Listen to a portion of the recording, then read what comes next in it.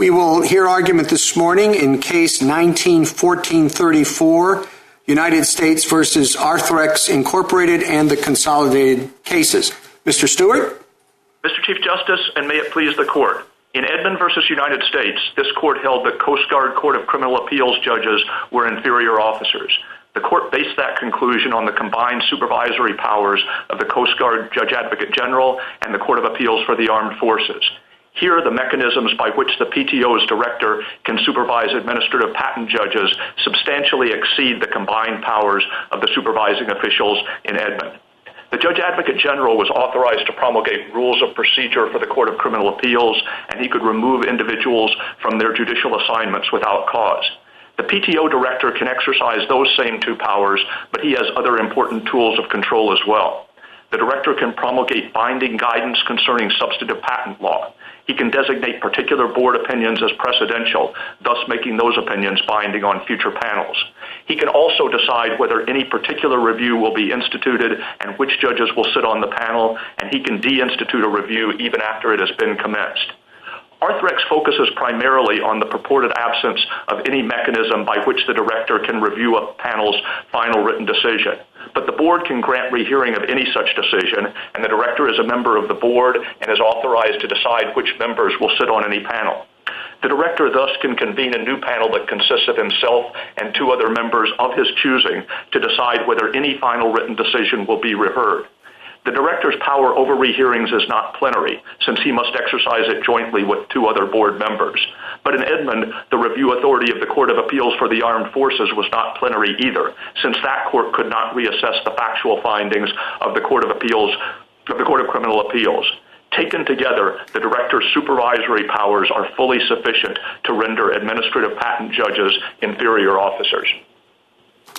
Mr. Stewart, that was a long list of things that the director can do. But of course, the one thing that he can't do is just change the decision of the APJ. And the rest of those things, deciding whether to rehear, stacking in a non-pejorative way, the panels, rehearing, guidance on hypothetical fact, they all seem to be more or less ways of twisting the arms of the APJs. And so it is sort of the directly opposite to what the Appointments Clause was designed to do, which is transparency and make it clear who's responsible.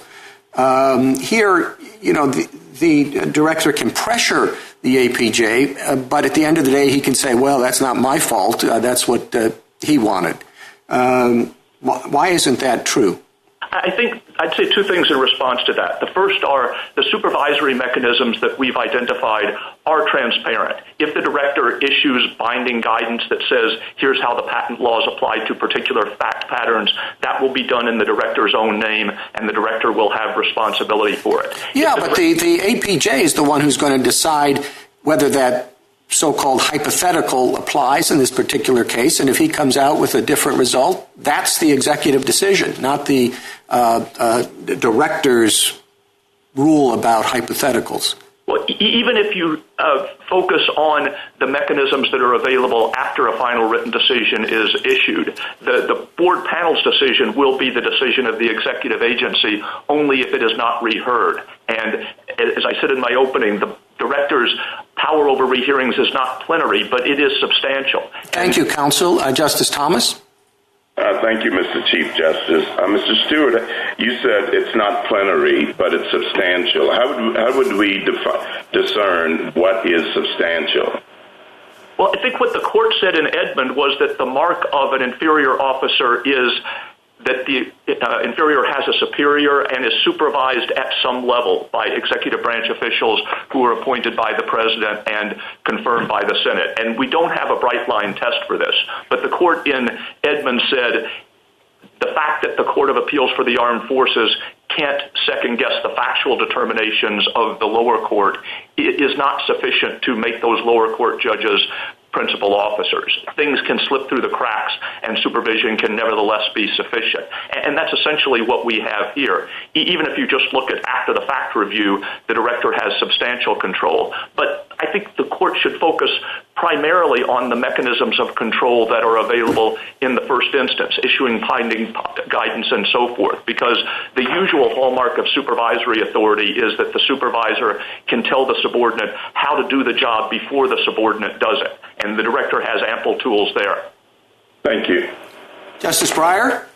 I'm just curious, you may not have thought about this, but maybe the SG's office has.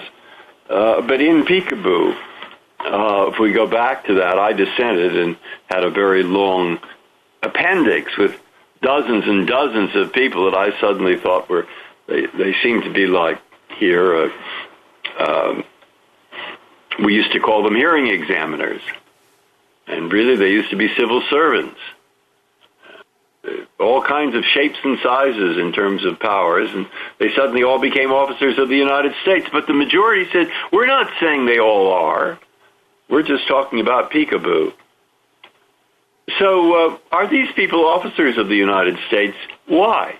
Is my answer. I'd like a line, if you've ever thought of one, between the statement in Peekaboo of the majority, don't worry, they're not all officers of the United States.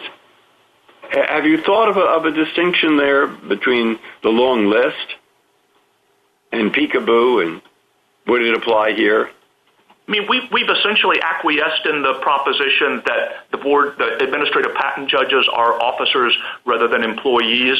As you'll recall from the briefing in this case, there was a period when they were appointed by the director and were thought to be employees. Congress changed the statute. It's not absolutely clear that that's so, but the mechanism of appointment is sufficient so long as they are inferior officers. I thought you might have done that, and I wonder if in the course of doing that, you thought of a line of some kind that might distinguish the dozens of people I put in that appendix from these people here and the majorities in Peekaboo.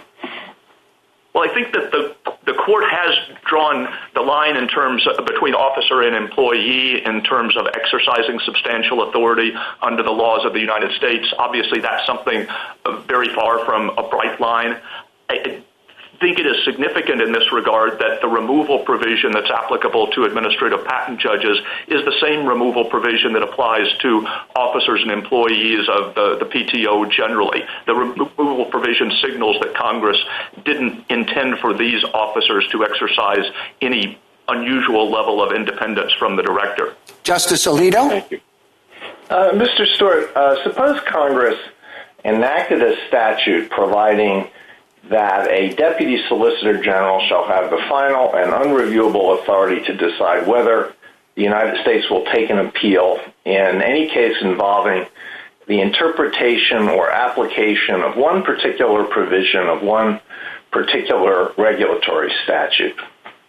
Suppose the SG can decide which deputy is to review each case that falls into this category. The SG or the Attorney General can issue guidelines on the meaning of the provision and the standard to be applied in deciding to take an appeal. But once a deputy makes a decision, let's say it's a decision not to appeal, nobody, not the Attorney General or the President himself, can countermand that. Would that be constitutional? I mean, I think it would be a close call. You would obviously be looking at Morrison versus Olson in order to assess the significance of the fact that the deputy's authority was limited to a narrow category of cases, and certainly the fact that the Solicitor General could promulgate substantive standards that would bind the deputy in making his decision might lead you to conclude that that person is still an inferior officer rather than a principal officer. But however that case would come out, here the decision of an ordinary PTAB panel is not final and unreviewable within the agency. It is subject to rehearing. The director is a member of the board. The director can appoint a panel that includes other board members in order to determine whether rehearing shall be granted. So that authority, as I've said, is not plenary. But well, what if I change my hypothetical so that all of the deputies collectively could review the decision of this one deputy? Would that change it? Well, I think that would change it somewhat. I think it would change it more if you said the Solicitor General can sit on a panel that will review the deputy's decision, and the Solicitor General may sit on a panel with two other deputies and theoretically could be outvoted, but the Solicitor General will not only issue guidance before the fact, but can sit on the board that determines whether the deputy's decision will be overridden. All right, thank you, Mr. Stewart. Thanks. Justice Sotomayor? Mr. Stewart, the other side's case comes down basically, I think, to just saying you're not an inferior officer if you can make final decisions that are unreviewable by the director. That's a fairly straightforward line. Yours is a bit more amorphous. I think it's what the chief was getting to. But I think that what I want to understand is, what is your final test being judged against? Is it, and I thought I heard a little bit of it when you said the director is setting the policies and procedures. He or she is the person who controls the outcome in the sense of setting what the policies and procedures are. Am I right that that's your baseline? That's certainly part of it, and I would agree that we don't have a bright line test, but that's in part because this court has emphasized that there is no exclusive criterion for determining inferior versus principal officer status. And what we are emphasizing is that the director has really two different forms of control. He can issue policy guidance that will be binding on board panels in cases generally, but the director also is a member of the board, can participate in the board's decision-making process in individual cases. For my colleagues, and there are some who don't like amorphous concepts or ones that don't have a yardstick by which to measure, what is the advantage of us keeping the Edmonds test?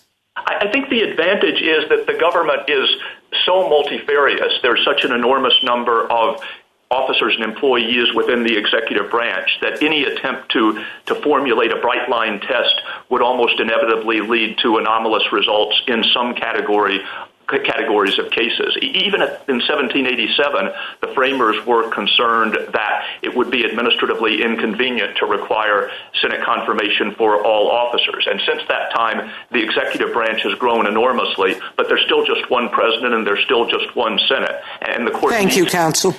Justice Kagan. Mr. Stewart, you put a lot of weight on the ability of the director to be part of a board that rehears a decision. I had thought that there was a usual mechanism for rehearing a decision that there's a sort of permanent rehearing board which the director does not pick the other two members of. Well, I think typically the rehearing petition filed by one of the parties would be addressed to the panel, and the panel could decide whether to rehear the case if it believed that it had overlooked something. But because the director is a member of the board and chooses the composition of the panel, the director can always decide in an individual case, no, here the rehearing panel will be different. I'm sorry, you have to give me a little bit more about how this exactly works. That there's a decision of a panel that the director doesn't like, and what does the director do?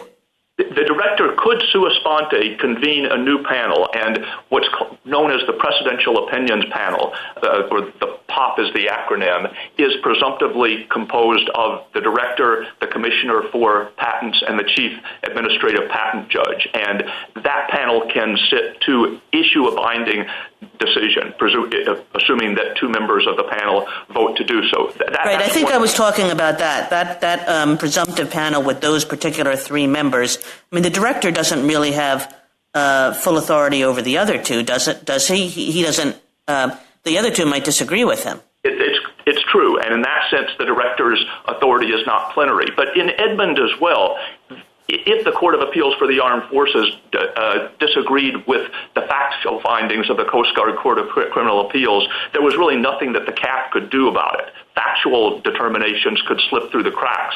And here the director can not only convene this panel, the director can issue policy guidance that explain the rules of law as the director understands them, and other panel members are obliged to go along. The only thing that really can slip through the cracks in the PTO setting is factual determinations with which the director might disagree, but other board members might invoke it. Thank you, Mr. Stewart.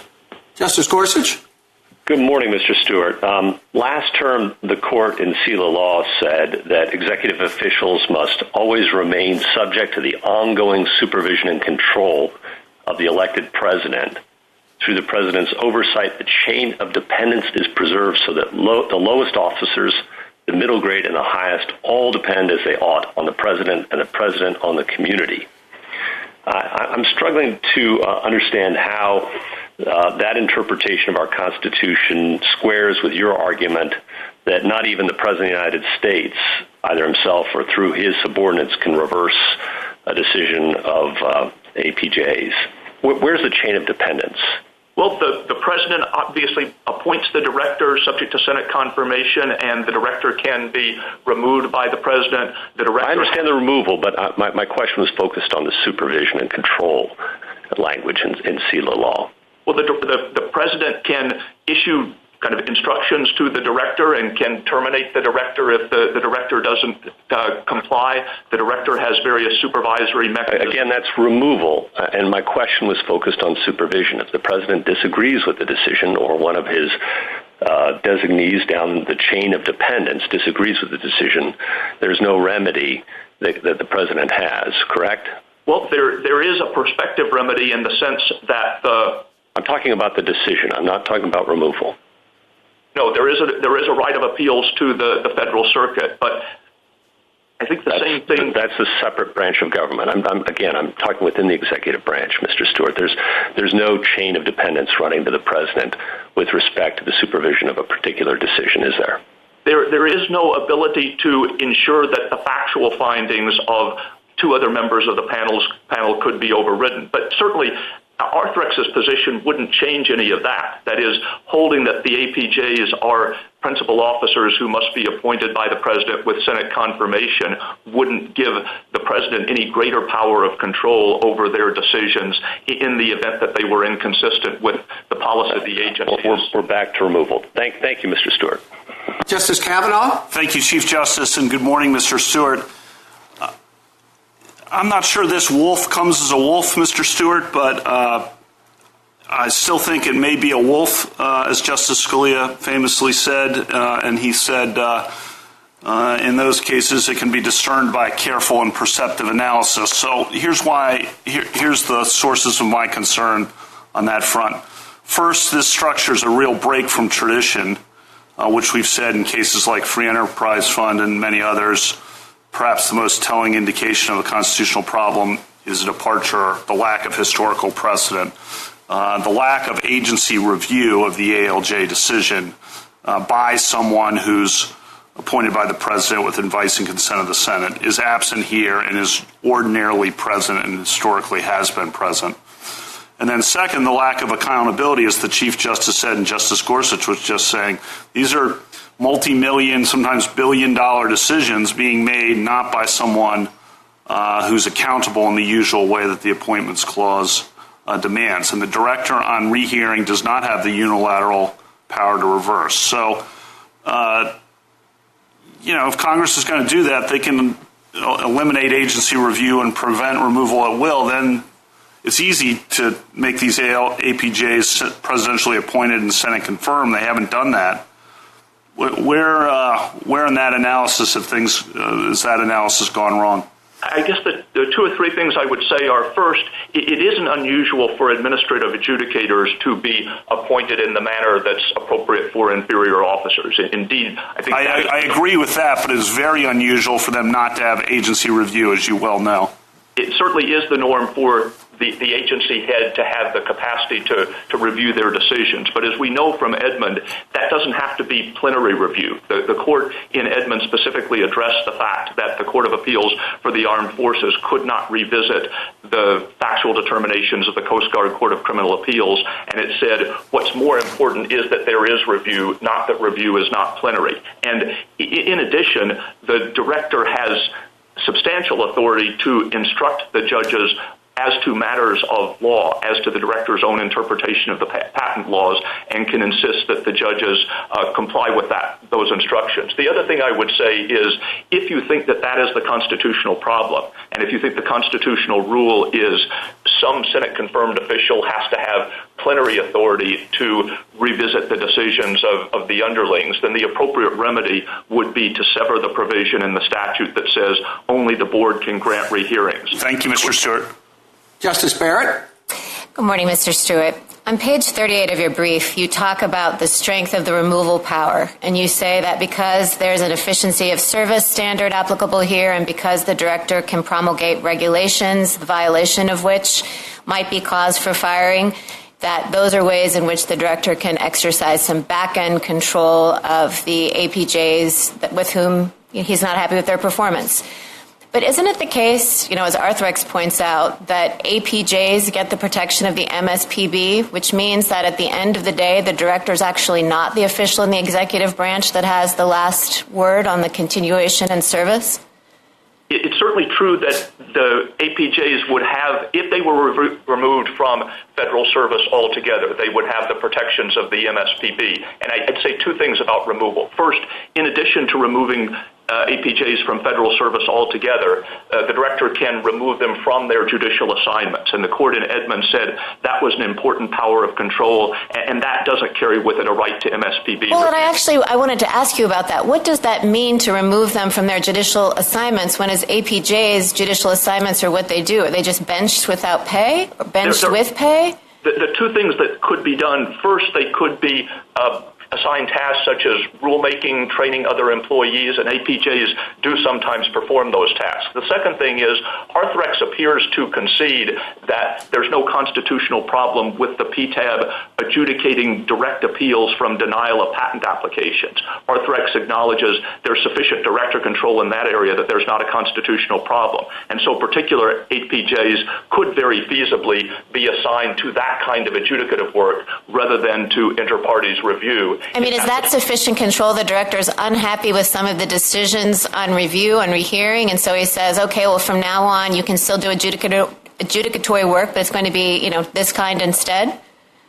Yes, I mean, especially if the director thought the problem with these officials is that in inter-parties reviews, they are not being sufficiently compliant with the director's instructions. The other thing I would say about the removal provision is that in addition to providing a practical tool for control, the fact that the APJs are subject to the same removal protection as officers and employees generally indicates that Congress didn't intend for them to have any sort of special independence from the director. Thank you, Mr. Stewart. A minute to wrap up, Mr. Stewart. Thank you, Mr. Chief Justice. This court has emphasized that there is no exclusive criterion for inferior officer status, that the inquiry should examine all the tools of control taken together. Here, the director has substantial tools of control well before a final written decision is issued. The director has a power that neither the Judge Advocate General nor the Court of Appeals for the Armed Forces had in Edmund, namely the ability to issue binding instructions that will provide rules of decision for administrative patent judges as they decide cases. Thank you, Mr. Chief Justice. Mr. Perry. Mr. Chief Justice, and may it please the Court. Arthrex's proposal for a bright-line administrative review requirement rests on a single line from Edmund, noting that the military judges couldn't render a final decision unless permitted to do so by other executive officers. The court in that sentence was not announcing a requirement for inferior officer status. It was commenting on the narrow scope of CAF review, which followed its observation that the JAG could not provide advance guidance to the military judges. In sharp contrast, the PTO director can and does give substantive guidance to the APJs. He also has unilateral institution and assignment power, and he can order review of any board decision. Moreover, only the director takes final action by confirming or canceling patent claims. APJs can't render any decision unless the director permits them to do so. They are inferior officers. Mr. Perry, if you won one of these adjudications, in a case involving $1 billion, which you can have, as Justice Kavanaugh pointed out, you're going to call your client and say, we won the adjudication, and they're going to celebrate. And the next day, you're going to have to call him and saying, the director's granted rehearing. He's appointed himself and two others just who think the same way he does to the panel. He's issued new guidance saying in a so-called hypothetical case that looks like ours, it should come out the other way. And the APJ who decided your case is sent to Siberia. You would say that's not good news, and it would make something of a charade out of the adjudication. Yet you're relying on all of those powers to say that everything is all right. I mean, it really doesn't sound like any kind of adjudication that we would accept, in a system characterized by due process. Mr. Chief Justice, whether or not there are due process considerations in any particular determination has nothing to do with the Appointments Clause question here, right? We have a structural allocation of power from the President through the Secretary, through the Director to the APJs that is being respected and being followed in the chain of command. Due process is a separate issue, not presented in the petition, not presented in this case. There may well be due process problems in other cases, but that's not a reason to dilute or pollute the Appointments Clause. Justice Thomas? Thank you, Mr. Chief Justice. What would be your test for whether someone is an inferior officer? It seems to be almost a totality of the circumstances. Justice Thomas, the principal officers sit at the right hand of the President. The only ones this court has recognized are the ambassadors and the cabinet officers and the heads of agencies. One step removed. These individuals are 3 steps removed. So the Secretary definitely is, the Director may be, the APJs definitely are not, and that's the chain of command that the court has described over and over again.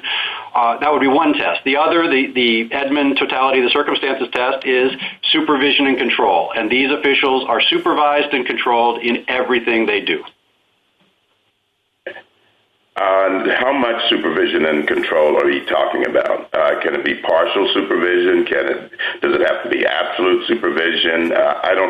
It's really difficult to discern how much would be required under your test. Your Honor, the ultimate test is whether the President and his direct reports remain accountable for the operations of the agency. So if the Congress were to give total free rein to a sleeper agent embedded within the agency, that might be a problem. But where the chain of command is preserved and the Director and ultimately the Secretary and the President bear the responsibility and accountability, that is sufficient. And the totality of the circumstances here show that the latter is the case with respect to the Patent Office. Thank you. Justice Breyer? I'm just curious if you found other examples like the JAG example where the senior executive service, members of that have a lot of authority in dozens of different areas and they're different kinds of officials. And did you find any good examples which would help you where they do have in certain areas authority that really seems pretty unreviewable? Well, Your Honor, many executive officials, of course, have essentially unreviewable authority over narrow things. AUSAs, for example, get to make on-the-call decisions every day in court. And remember, we're making very narrow decisions here. What the board decided in this case is that the priority date of this patent was May 8th, 2014. That is not a decision that our Constitution requires to be made by a principal officer or even reviewed by a principal officer. It's a narrow, case-specific, factual question that the board answered, and we believe answered correctly. So the answer to your question is yes, there are many such officers, but they are generally given the opportunity to decide narrow, case-specific, application-specific questions rather than broad questions of national policy. That's the dividing line in our government. Thank you. Justice Alito? Mr. Perry, your brief has a very interesting metaphor. You say that the test here is a Goldilocks test. Is it too hot? So, and you also, in your brief, tick off all the ways in which there is control over these APJs. So I'm going to go through your list and eliminate them one by one. And you tell me when to stop, when we get to the point where we've crossed the line and there's no longer sufficient control. All right, so let's say that the director does not control whether to institute IPRs in the first place. He does not control how many and which APJs sit on which panels. He does not provide exemplary applications of patent laws to fact patterns that are binding on APJs. He does not control whether a panel's decision will be presidential. He does not direct whether a panel's decision will be reheard by controlling whether a presidential opinion panel on which he sits votes to rehear a case. He does not control how many and which APJs rehear a case. He does not decide whether to dismiss an entire APR proceeding rather than allow a panel's decision to become final. Where along that line did we cross the Rubicon? Your Honor, of course, the director has all those powers, and any one of them might be removed. If all of them were removed, then you'd have the sleeper agent I described. And every case has to be determined based on the powers Congress has actually conferred. And here, the suite of powers together, including one the court didn't mention, which is the director's final authority to confirm or cancel the patent claims, ensure that the political accountability rests at all times with the director, not with the APJs. But you can't tell me where along that line is the magic divider. Your Honor, if you want a magic divider, I would suggest that it is the relationship to the president. An officer 3 steps removed from the president is never or almost never going to be a principal officer because he is a subordinate. Thank you. Justice Sotomayor? Counsel, Justice Gorsuch asked a question of your the Assistant Solicitor General about the right or the need to have someone in the direct control of the president. I'm assuming that, as I've been thinking about that question, I wonder, isn't that totally at odds with an adjudicatory system of any kind? Justice Sotomayor, there is an inherent tension in agency adjudicatory type proceedings between adjudicative independence and presidential control. And that balance can be struck by Congress in many, many ways, and throughout history has been struck in many, many ways, so long as the channels of authority are preserved. I'll come back to what Mr. Stewart said. It's the advance offering of guidance is more important in this context. For example, the director can identify problems coming out of PTAB panels and direct future PTAB panels not to make those mistakes, preserves both the political accountability and avoids those due process type problems that may arise in individual circumstances. That is the essence of supervision, which is carried out every day at the PTAB and in the Patent Office. Thank you, counsel. Justice Kagan? Mr. Perry, Justice Kavanaugh mentioned to you that this is an unusual kind of structure with no automatic opportunity for review in the agency head. And I was just wondering, is there a story behind this? I mean, how did this come to be, and is there anything that we should take from that, or is this just an unaccountably strange bird? It is the long and proud history of the Patent Office, Justice Kagan, the interference examiners, about whom Arthrex never wants to talk. Going back to 1836, administrative agents have decided interferences, conflicts between two private parties over patentability, including priority date, the issue in this case, and they have always been appointed by the Secretary in 1870, in 1952, in 1975, in 2008. There's no question that those issues have always been decided by inferior officers. Much of that time, since 1939 in the interference context, without director review, and that's what has been carried forward into the modern tradition. So we have a patent-specific tradition. It comes out of the examination process, right? These are sort of super examiners or review examiners or second-level examiners, and the examiners, of course, decide these same questions at the first line, and they're employees, not even officers. So the tradition we think that's relevant is that of the Patent Office, and the modern APJs are very much in line with a long, long history that, in fact, stretches all the way back to the founding. And has Congress ever taken a look at this? Do we know that Congress has considered this and knows what's going on, and has it ever reached a determination on the Appointments Clause question?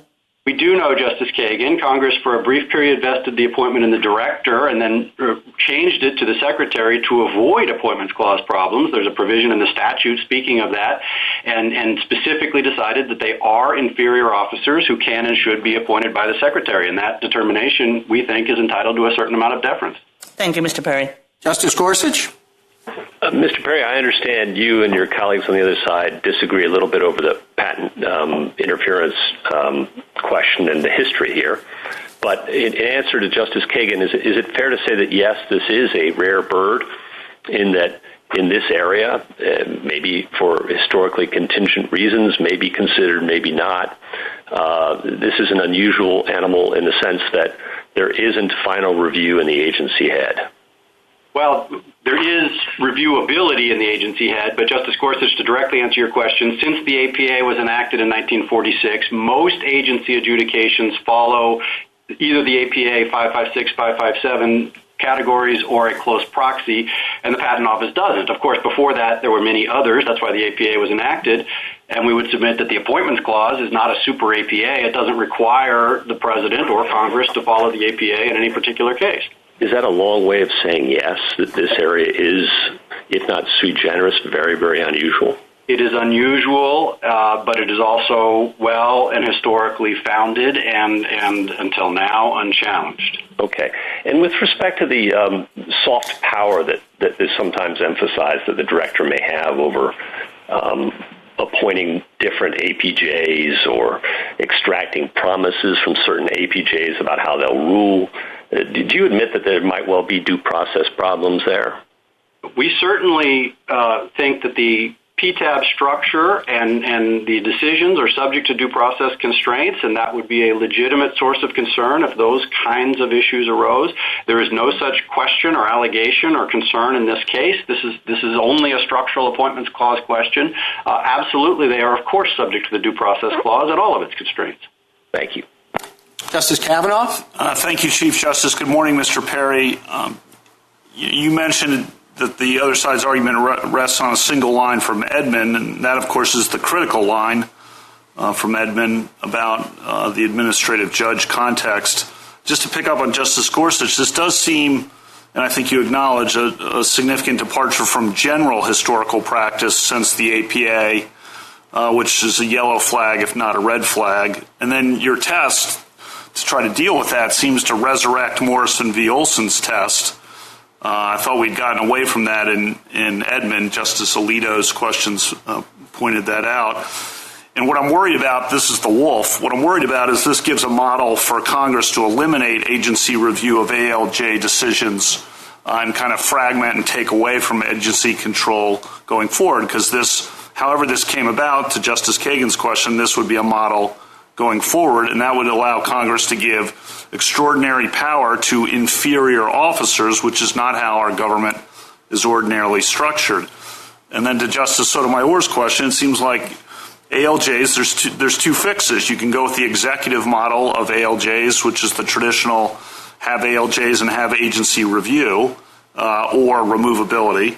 It's usually agency review, not removability with ALJs. Or you can make the APJs principal officers with presidential appointments, Senate advice and consent, if you want a more judicial model. But here, this hybrid gives enormous power to inferior officers, and it's really just out of the norm. Your response? Two responses, Justice Kavanaugh. First, this system fits neatly within, we would submit Justice Scalia's dissent in Morrison versus Olson, particularly footnote 4 and the surrounding text describing the role of subordinate officers in the interplay with removal powers. Second, I cannot emphasize enough that the director maintains the final authority under 318B to confirm or cancel any patent. The APJs do not cancel patents. The patent in this case is still valid. The board has declared it to be unpatentable, but the director has not canceled it. So to this day, 3 years later, nothing has happened because the director, the politically appointed, directly accountable to the president individual, has not taken the action specified by statute. The Congress has made a different determination here, but it is absolutely consistent with the dictates of the Appointments Clause. Thank you. Justice Barrett? Good morning, Mr. Perry. So I want you to assume for the purposes of my question that you lose on the Appointments Clause issue, and I want to ask you about remedy. So, the federal, think about one unusual thing about the remedy here is that it's not one specific provision in this statutory scheme that's being challenged as unconstitutional. It's the way that they work together. So we could, if we decided that it was unconstitutional, perhaps make all of the APJs subject to, say, their principal officers, and so they have to be subject to presidential appointment, senatorial confirmation. We could say, well, listen, we're going to strike the provision in the statute that says only the PTAB may grant rehearings so that the director has that authority. We could make them maybe at-will employees, so they're removable at the discretion of the director without having to go through the full process that we discussed before. That's a lot of discretion to give us in trying to shape a remedy here. Why should we even assert the authority to do that, to sever? Justice Barrett, from my perspective, from where we think the statute, of course, is constitutional, and I don't mean to be flip, but if you tell me how we lose, we can tell you what the remedy is. So, for example, if the real problem here is the lack of agency reviewability, then the most direct line to a solution would be to sever the provision requiring board rehearing so that the director could unilaterally review. And there may be other remedies depending on where, if anywhere, the court were to find a constitutional violation. It is not where the Federal Circuit found it, and it's certainly not where Arthrex has identified it, which is to take down this whole system. They don't actually want presidential confirmation. They don't actually want director review. What they want is for the court to blow up the whole thing because of a structural problem that, again, not to fight the hypothetical, we think doesn't exist. Thank you. A minute to wrap up, Mr. Perry. Mr. Chief Justice, principal executive officers sit at the right hand of the president and make national policy. They are the ambassadors, the cabinet members, and the agency heads who have no superior other than the president. The APJs here are 3 steps away from the president. The chain of command runs through the Secretary of Commerce and the PTO director. This court has consistently recognized subordinate officials in general and administrative adjudicators in particular to be inferior officers. APJs carry out policy. They do not make it. Findings like these have been made by inferior officers since the Patent Office was created, and APJs carry on that tradition. They are inferior officers. Thank you. Thank you, counsel. Mr. Lampkin. Thank you, Mr. Chief Justice, and may it please the court. Administrative patent judges do one thing: decide cases. Their decisions are the executive's final word, resolving billion-dollar disputes affecting the innovation landscape. They can even overturn earlier decisions by their own agency head to grant a patent. No superior in the executive has authority to review their decisions, to overturn their exercise of government authority. Accountability suffers. If a principal officer has review authority but refuses to exercise it and overrules subordinates, the president and the public can hold him accountable for that choice. But the principal is not accountable if the answer is, I have no authority. Congress made my supposed underlings the final word. Punishing APJs for decisions or guidance to prevent future error doesn't undo decisions already made. For parties, the decision remains the executive's final word. In 200 years, this court has never upheld such a scheme. Edmund emphasizes review by presidentially appointed, Senate-confirmed officers. It's hard to imagine the Coast Guard judges there would be inferior officers if none of their decisions could ever be countermanded by a superior, which is why the Federal Circuit's remedy, striking APJ tenure protection, is no remedy at all. APJs would still be the final word of the executive for the cases they decide, and it subjects APJs to unseen, behind-the-scenes pressures through which superiors could evade accountability. How to fix the statute is for Congress. Solutions point in opposite directions. Congress might want APJs to be presidentially appointed and Senate confirmed, as examiners-in-chief were for 114 years. Congress might want to grant the director express authority to review board panel decisions. That's how the Congress fixed the problem for the trademark trial and appeals board, the TTAB, last year. But this court can't pencil in those solutions. It's more respectful of Congress to allow Congress to choose how to structure the agency. I, of course, welcome the court's questions. Thank you, Mr. Lampkin. Why isn't it okay? I think Justice Gorsuch referred to this as the soft power of review. Why isn't, under our precedents and basic principles, why isn't it okay that the executive allow the adjudicators a significant degree of leeway because they're just that they're adjudicators, they're coming up with particular factual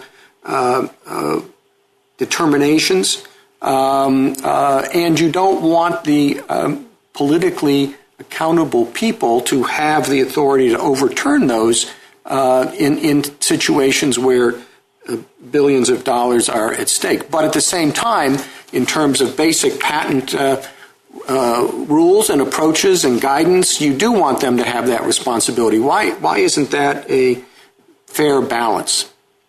Well, Mr. Chief Justice, the Constitution permits adjudication in the executive branch, in part because some adjudication is executive in nature. But placing that function in the executive means that the key protections against executive overreach, which is accountability to the people for the decisions, has to be observed. Allowing unaccountable officers to decide those cases finally, stripping any accountable principle of authority to overturn them, defeats that structural protection. Now, the standard model for agency structure achieves both the impartiality of the initial decision and allows for principal officer review. And it ensures that the principal officer review after the fact has a principal officer taking responsibility for his decision to overturn the impartial adjudicator. This, by contrast, comes up with a situation where it doesn't make sense because you really can't be an inferior officer. You cannot be an inferior adjudicator when there's no superior who can review any of your decisions, ever. Well, not any of your actual decisions, but can certainly take actions that would redirect any mistakes that the director sees in how a particular case was handled for the implementation of patent policy according to the president's directives, the president's responsibilities. So a regulation or punishment of the APJ after the fact simply doesn't change the fact that the APJ's decision is the final word in the case, the final word of the executive. So for the parties aggrieved by the loss of valuable rights, there's no superior they can go to ask them to countermand that bad decision. For the public and aggrieved parties wanting to know who to hold accountable for the decision, there's just nobody. The principal officer's response is, I have no authority to overturn those bad decisions. Congress stripped me of that power. That's the opposite of accountability. It's the nature of adjudication that you decide individual cases. If we're going to have accountability in adjudication, it has to be accountability for individual cases. Structural protections like these protect individual liberty, so they have to apply in individual cases. What about the argument that as a matter of practicality, which is something that the government has to take into account, what you're supposing is really quite impractical. Hundreds and hundreds of administrative hearing examiners, as at least they used to be called, making these sorts of decisions. The notion of meaningful review of each one seems to me to be fanciful. Mr. Chief Justice, because the Appointments Clause is about accountability, what matters is legal authority. If the director thinks he's too busy to review a decision, if the director thinks they're too numerous to merit his attention, the public and the president can hold him accountable for that decision. But if the director's answer is, I have no legal authority to review those decisions, then he is not accountable at all. Thank you, counsel. Justice Thomas? Mr. Lampkin, why does that accountability matter in this case? Are you saying that you would actually get a better decision from the director? Your Honor, yes, we believe we would get a better decision from the director. But what matters is for individuals to understand when they are making these decisions that they are subject to potential review and reversible by their principal officer. Absent that oversight, there isn't sufficient guidance and control to ensure that they're inferior officers. In the end, we're ultimately entitled to a decision where a principal officer appointed by and accountable to the president has authority to review the decision. So how much review are you talking about? Could it be just pro forma review, rubber stamp review? How much review are you talking about to address your concerns? I think it's the availability of review. This court, the lower federal courts don't cease to be inferior courts merely because this court denies certiorari in the vast majority of cases. It is the availability of review that makes them inferior courts, and this court, the Supreme Court. And so it doesn't have to be actual review in any case. But in Edmund, for example, review is limited to issues of law, and if there is, so long as there is sufficient evidence on every element of the offense, the higher court couldn't overturn it. And so presumably, under proper circumstances, that would be an appropriate standard. But what you can't have is what we have here, which is not only can you not remove the supposedly lower officers, but the director simply does not have authority to overturn their decisions, no matter how vehemently he may disagree with them. In fact, he at most in any rehearing sits in a panel of three, where he is outnumbered 2-1 by other inferior officers. So if I understand you, if Congress amended the relevant provision and gave discretion to the director, that would solve your problem? That's exactly how Congress fixed the problem for the Trademark Trial and Appeals Board. It inserted an express provision saying that the director has authority to overturn board decisions with which the director disagrees. But this court can't pencil in that sort of authority. The government attempts to get there by asserting that the court should strike, for example, the provision that says that only the board can grant a rehearing, but that wouldn't fix the problem at all. Let me ask you one more question then. Assuming that Congress addresses the problem by providing the director with discretion, could the director then delegate that authority to the APJs and the various structures within the organization to basically the way it exists now by statute, but the director accomplishes that by delegation? Would that be okay? Your Honor, I think since the statute authorizes his review, that would be permissible so long as it's consistent with the statute, because the public and the president could hold the director accountable for his review. You could be in the exact same posture that you're in right now, as long as he does it by delegation rather than by statute. Well, it wouldn't be the exact same posture, Your Honor, because if it's by delegation, he could always withdraw that delegation. If it's by delegation, he is accountable for having done the delegation. He cannot point his finger at Congress and say, Congress deprived me of the power to overturn that decision. It would be his choice to not review the decision, his choice to delegate, his choice for which he is accountable to the president and the people of the United States. Justice Breyer? But following up on what Justice Thomas says, why is this an unusual matter of delegation? After all, the government is filled with all kinds of different people. Doctors in practice, may have final authority to decide at the Veterans Administration whether you're on your right day for an appointment. Sergeants will decide what hill to take in the Army. Inspectors general may decide who is a whistleblower and have absolutely unreviewable authority to send something over to Congress to say what that whistleblower said. There are many shapes and sizes. And Congress, I mean, you're saying Congress can't restrict their authority at all, no matter what the shape and what the size? Or can they do it sometimes and not do it other times? And if so, when? I mean, that's pretty complicated. Justice Breyer, I think when you're talking about an adjudication, what's critical is the authority of a principal officer to be able to overturn the decision. But not for a doctor, not for a whistleblower. No, for policy decisions of that sort, for regulatory decisions, it's often sufficient for you to have removal authority or the threat of removal, because those decisions can be overturned. True, but I mean, what about the Inspector General? Can the Congress there give him some unreviewable authority to send them a letter with a whistleblower? So, of course, anybody who has oversight can always overturn that sort of executive authority. Congress delegates to the Inspector General the unreviewable power to decide whether to send a letter to Congress at the request of a whistleblower. Yeah, I don't think do that or not on your theory.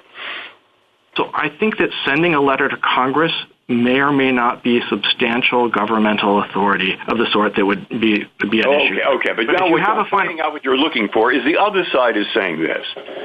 Given the complexity of the federal government, of course there are going to be vast numbers of different cases. So we have three basic things to look at. What's the position in respect to the president of the individual? What's the nature of that job? And what is the nature of the delegation of non-reviewable authority? I mean, even magistrates and lower court judges decide things without review, such as denial of summary judgments, or what's the nature of the authority delegated, what's the nature of the job, what's the distance from the president, and it all comes under the rubric policy. Is it taking too many policy matters away from the president? So an adjudicator will have more authority. Possible. And so will a whistleblower, Inspector General. And maybe somebody else won't. Maybe somebody in the nuclear rate. You see what they're driving at? So what's your response to that? Justice Breyer, I think when you have adjudications, it's just in the nature of adjudications that you decide individual cases. And if you're going to have accountability in those decisions, which you must if you're in the executive branch, that accountability has to be for individual decisions. And if you have a supposed underling with unreviewable authority to decide the matter, you do not have accountability of the superior. You simply can't be an inferior adjudicator if there is no superior who can review any of your decisions ever. The Constitution uses the word inferior only in the other context of the lower federal courts. Those courts are inferior because their decisions are subject to this court's review. If there were courts out there where this court would have no authority to review their decisions ever under any circumstances, they might be lesser or coordinate courts. They wouldn't be inferior courts. For adjudication, being an inferior means having a superior who can review and overturn your decisions. Justice Alito? Mr. Lincoln, let's assume that we agree with you that this current scheme violates the Appointments Clause. You say in your brief, we shouldn't go any further. We should leave it to Congress to decide what to do to fix the problem. But that really doesn't answer the question of what relief you should get in this case. I assume you would not be satisfied if at the end of this case, the only thing that you obtain is a declaration that the current scheme is unconstitutional, but nothing is done to disturb the decision of the board, right? You wouldn't be satisfied with that. Correct. That would be essentially an advisory opinion for us. Because the IPR system is unconstitutional, this case can't proceed. There's no constitutional mechanism to which this case can be remanded. Accordingly, the IPR really should be dismissed. Well, you want us to go beyond simply saying that there was a violation and Congress, you fix it as you see fit. You want the judiciary to grant you a form of relief, namely a decision vacating the decision of the board. That is a form of relief. Why is that a more modest form of relief than some of the alternatives, such as saying that you are entitled to have the director review the decision of the board? Your Honor, I think the court couldn't create that mechanism without rewriting the statute. No, we wouldn't rewrite the statute. What the court would say is this is what the Constitution requires. And the law is, Professor Harrison makes this point repeatedly, and it seems like a convincing point. The law is a combination of what the Constitution requires and any statutory additions to what the Constitution requires. So if the Constitution requires some alteration of the current statutory scheme, so be it. And that is an alteration that would possibly bring this into compliance with the Constitution. Your Honor, I believe there's, the choice of how to have these decisions made, whether or not you elevate APJs to have them appointed by the president to make them true principal officers, or conversely, whether you would instead subordinate them to the director by making their decisions reviewed by the director, is a sort of fundamental policy choice this court does not make. But somebody has to make a choice about, somebody in the judiciary has to make a choice about how this case ends.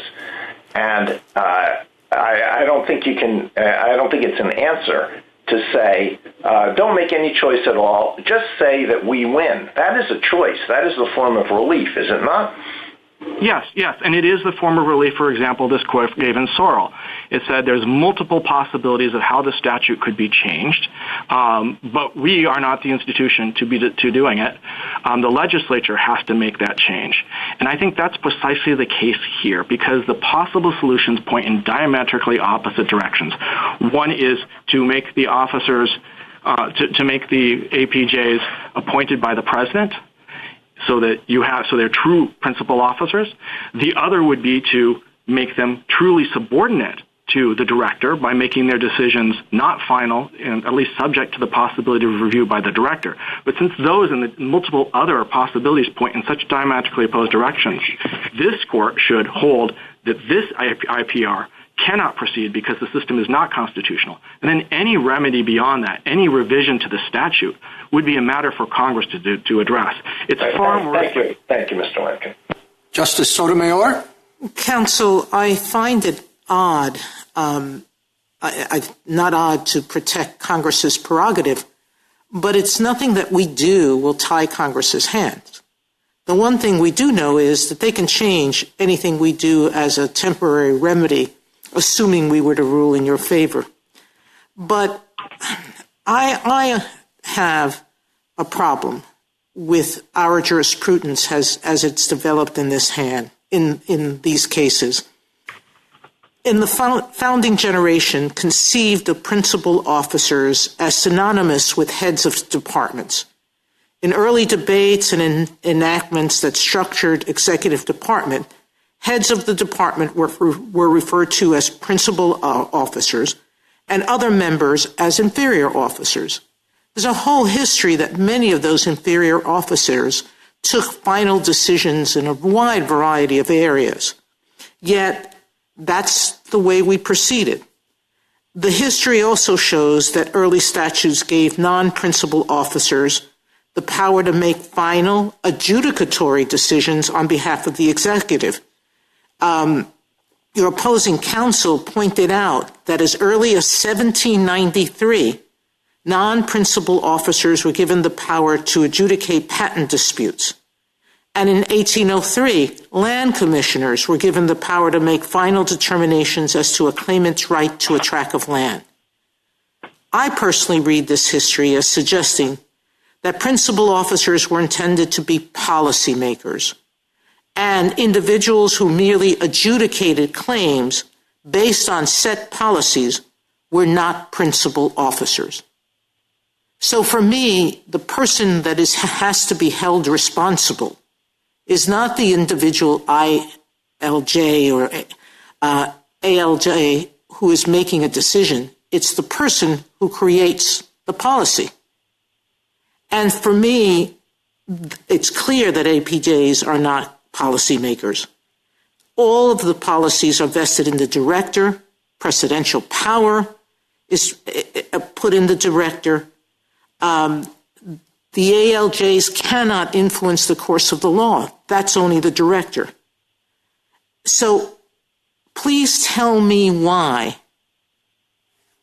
the individual decision based on a quasi-law precedent and policy set by the director is a final decision that that director won't be held responsible for.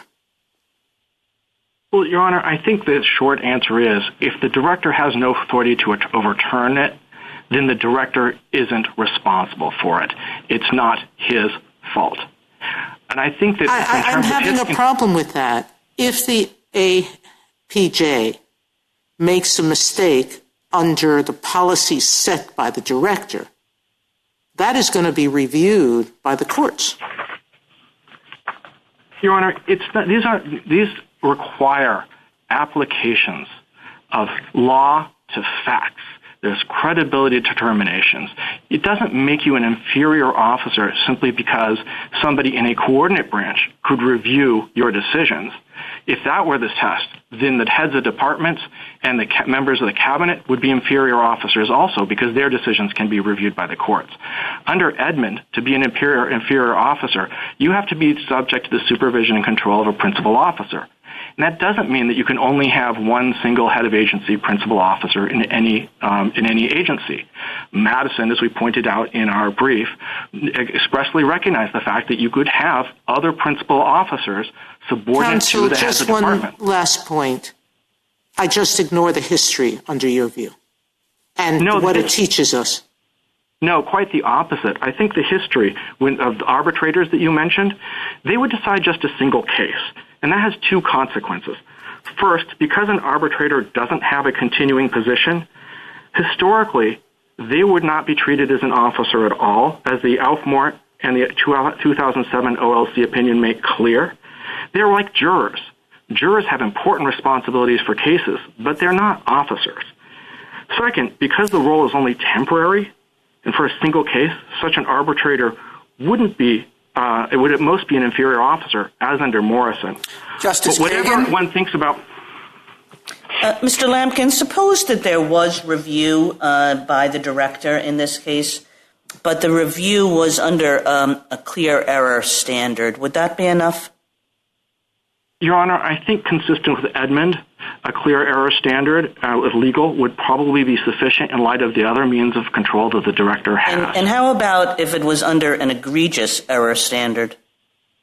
I think, Your Honor, at some point where the authority of the director is so cut off that he is not able to say with any accountability that the final decision of the APJ represents the views of the United States, that this is a decision that he is willing to stand behind as the word of the PTO, then I think at that point let's think about what you just said in reference to Edmund.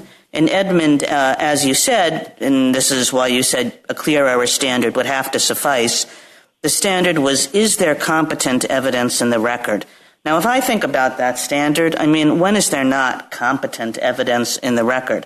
So I guess I'm wondering how Edmund, is it all consistent with some of the statements that you've been making this morning? You said that, you know, if the head of the agency can say he had no authority, if the head of the agency can say it's not his fault, then that dooms the system. But the CAF could have said all those things. We have no authority. It's not our fault. There was competence evident in the record. I mean, it wasn't very good evidence, and the evidence in our view was outweighed by much better evidence, but it was competent, so it's not our fault. Your Honor, of course, the CAF could also review all errors of law. And we would think that the PTO director would have to be able to do that as well. Well, but with respect to many decisions, the critical question is what the evidence says. And, putting aside whether there's de novo legal authority, many decisions the CAF would be able to say, this was in the end a decision about the evidence. And we basically have no authority with respect to judgments about how good the evidence is. As long as there's something there, we have to go along. It's not our fault. So, Your Honor, I think the answer is that one thing that Congress can't do and still maintain you as an inferior officer is to say that your adjudicative decisions are not subject to review by any principal officer under any circumstances. That simply goes too far. And that's what we have here. Plus, I guess what I'm just wondering is whether this doesn't suggest that this question of review is something that's not an on-off switch as to this single issue, but something that needs to be put into the mix and needs to be considered along with all the other evidence of control that the agency head has. The reason why this competent evidence standard was okay in Edmund was not that it itself was there, because, a competent evidence standard doesn't give you much. It was because it was combined with a raft of other things. I think Your Honor is correct in the sense that the ability to review, of a principal officer to review the supposed inferior's decision is a critical but perhaps not always sufficient condition. But you really can't call them an inferior officer if the answer is for the superior, I have no authority to review your decisions at all under any circumstances. If we're being honest, Mr. Lampkin, wouldn't you think that the director can probably get the precise result he wants in a higher percentage of these cases than the CAF could have gotten in Edmund?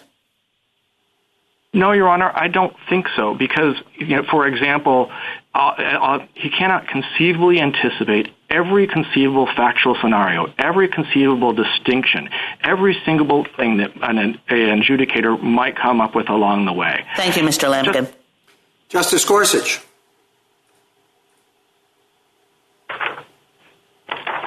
Justice Gorsuch? Oh, I'm sorry. Mr. Lampkin, if you'd like to finish that answer, I'd be grateful to hear it. Yes. He couldn't possibly come up with every conceivable along the way. And the idea of, the fact that the government seems to try and contrive together ways that that the director could possibly control the outcomes.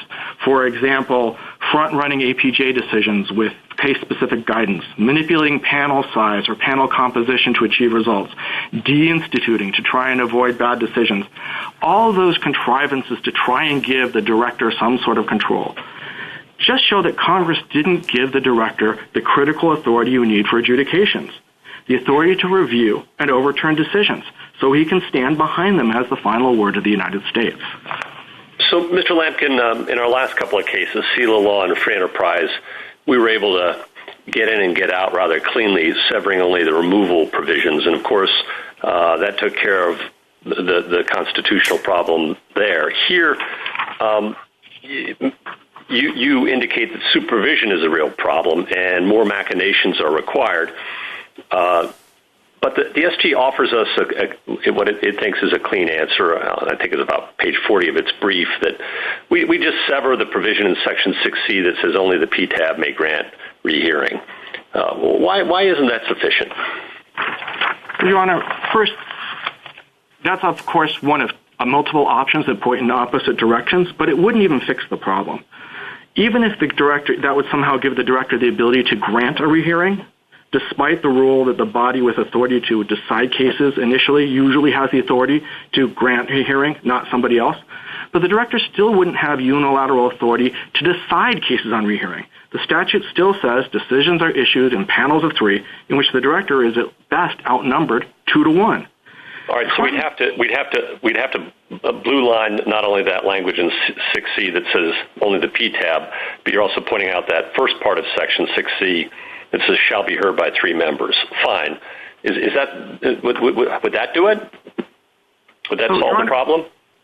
I think Congress could rewrite the statute that way, But trying to take the director and insert him above the board, where Congress made him only one member, trying to insert the director as a single decision maker, where Congress provided for people to sit in panels of 3, that isn't a surgical solution. That's vivisection. Congress. Are there other portions of the statute we'd have to eliminate or add to? No, but it would still. I think that you would have to strike at least those 2. But that would be a radical alteration of the scheme Congress established. Panels of 3 were an important protection against idiosyncratic thinking. They ensure a necessary breadth of expertise. They provide a check ensuring that you have decision makers with different backgrounds. And it would be a departure from historical practice of having the APJs sit in panels of 3. But ultimately the problem is there's 2 opposite ways that one can go here. One can elevate the APJs and provide for them to be presidentially appointed and be true principal officers, as examiners-in-chief were for 114 years. Or you can try and subordinate them by making the director the final decision maker and give him capacity to overturn decisions with which he disagrees. Well, one option you've given us is to simply set aside the IPR determination, remand the case to the agency, and then wait for Congress to fix the problem. I'm sure some would argue that that could take a long time. What's your response to that? Well, Your Honor, so Congress, when it addressed the problem, it has already addressed the problem with respect to the Trademark Trial and Appeals Board. In addition, Congress has already held hearings. It has before it ready-made solutions, one historical, one more recent with the TTAB available, and there's only 750 of these IPRs currently pending, approximately, which is a little more than 3 per IPJ. Congress could readily make it possible for these to be refiled if it chose in a new and constitutional system. Ultimately, it's more deferential, it's more respectful of Congress to give Congress the ultimate authority and give Congress the choice of what it believes is the right answer for the structure for an agency responsible for technological innovation and important property rights. This court shouldn't be placing a thumb on the scale in giving judicial imprimatur to one of multiple diametrically opposed solutions. Thank you. Justice Kavanaugh? Thank you, Chief Justice. Good morning, Mr. Lampkin. I want to follow up on some other of my colleagues' questions and then turn to severability. First, following up on the Chief's questions, my understanding of your position is that you take the position that ALJs within the executive branch may be somewhat of an uneasy constitutional solution, but it's historically settled. We have tenure protection plus agency review, and that gives due process but also gives ultimate agency control of policy. That's kind of the historically settled solution. You want to preserve that, correct? That's exactly right. And it was also that type of solution that persisted for 100 years with respect to initial examinations and with respect to interferences as well. Okay, and here the problem is Congress departed from that tradition by keeping the due process part without the agency review part. And you can either keep the review if you want to keep them as inferior officers, or if you want to avoid any agency review, Congress can do that too, but they'd have to do presidential appointment and Senate confirmation of the APJs, correct? That's right. If history means anything, this is an outlier. It's an aberration and an unconstitutional one at that. Okay, and then Justice Thomas asked about how it would be different if delegated. In other words, if the power of review were granted to the director and then if delegated. Your answer to that, I think, was accountability. Is that correct?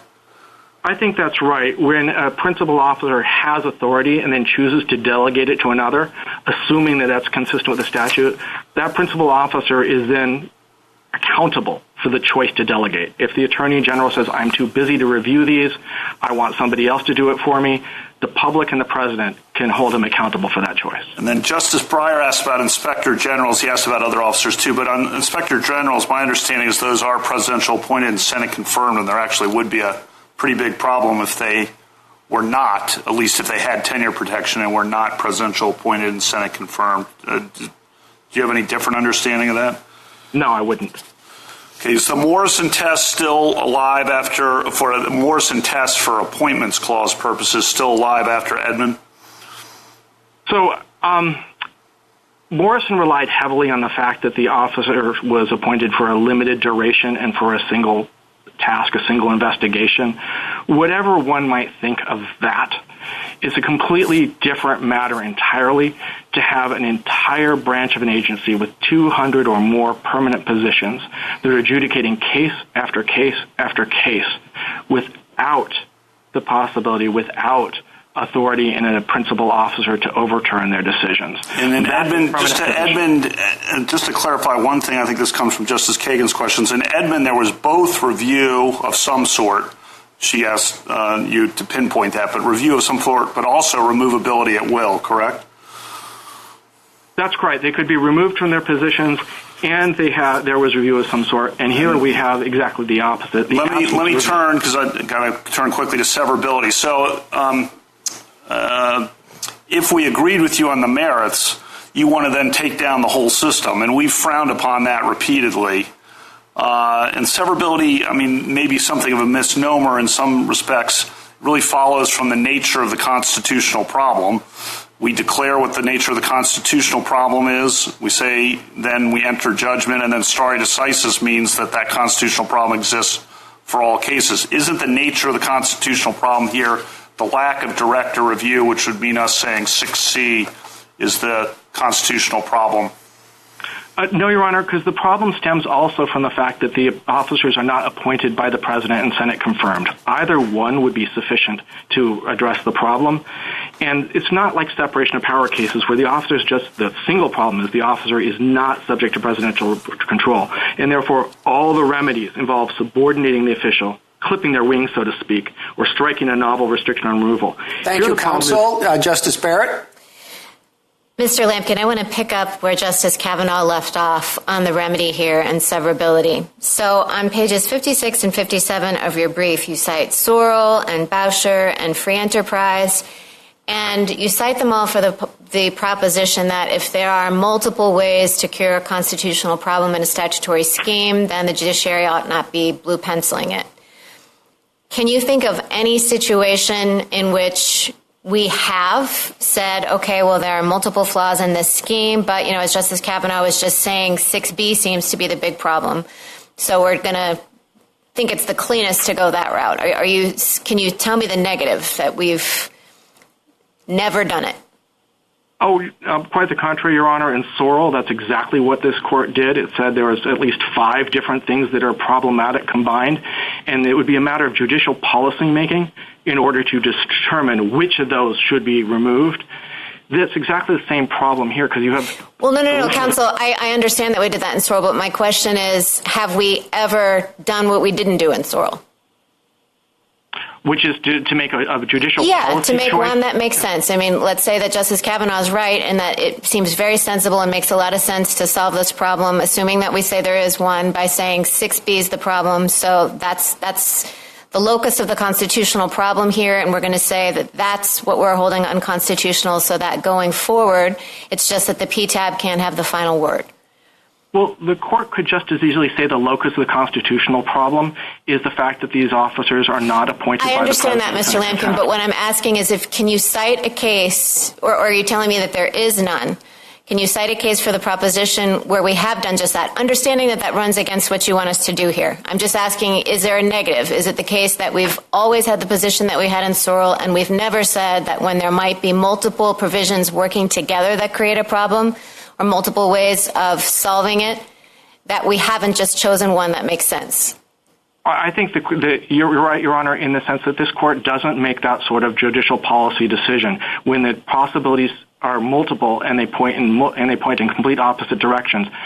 This court recognizes that it's respectful of Congress to let Congress make the policy choice. And even if this court could somehow decide that as a policy matter it wanted to do one thing or the other, strike the appointment mechanisms for the ALJs, or somehow slice up the statute to try and reinsert the PTO director above the board, it's not a matter of surgical relief then. Okay, Mr. Lamkin, let me pivot to the Appointments Clause issue. So Justice Kagan was pointing out there are many ways in which we would say that APJs are subordinate to the director. And it seems to me that one way to look at this case is to say that at a 10,000-foot level, if you look at front-end controls, if you look at hiring and firing and the ability of the director to set policy that the APJs must follow, in many respects, they're inferior officers. And we might say that Congress has given them this one authority, this case-specific review authority, that is one that is inconsistent with the inferior officer role. But it does seem odd, doesn't it, to say that they are principal officers because they exercise this one piece of authority that seems to go beyond what an inferior officer can do? Well, that, Your Honor, is Freytag. Freytag held that it may well be that a single officer has many responsibilities to those of inferior officers, but if that officer has authority that goes beyond that for an inferior officer, if the officer is the final decision maker for the executive branch where he has no superior in that context, that officer is then a principal officer for all purposes and cannot continue in that office absent a proper appointment. Thank you, Mr. Lamkin. A minute to wrap up, Mr. Lamkin. Certainly. For adjudicators to be officers, inferior officers, they have to have a superior who can overrule their decisions before they become the final word of the executive branch. Because APJs don't have that superior, they cannot be appointed as inferior officers. The current IPR regime is, as a result, unconstitutional. I know that Mr. Perry pointed to Section 318B and the fact that the director does the final action, but Section 318B points out that, in fact, the director is made subordinate to the APJs because it says that the director shall issue and publish a certificate canceling any claim if the board finds the patent unpatentable. Severing APJ removal protections doesn't solve the problem because they still have no superior in the exercise of government authority. But how to fix this problem is a question for Congress because the possible solutions point in opposite directions. Congress might want them to be Senate confirmed as they were as examiners-in-chief for 114 years, or it might want to subordinate them to the director as Congress provided for trademark judges last year. Congress can apply the approach by amending the law, but this court cannot simply rewrite the statute, and it shouldn't allow the executive branch to try and jury-rig a solution through contriving a remedy. The respectful thing here is to let Congress to choose the path forward. The court should hold the IPR regime unconstitutional as constituted. The IPR proceedings against Arthrex, therefore, cannot continue, and the IPR should be dismissed. Thank you. Thank you, counsel. Rebuttal, Mr. Stewart? Thank you, Mr. Chief Justice.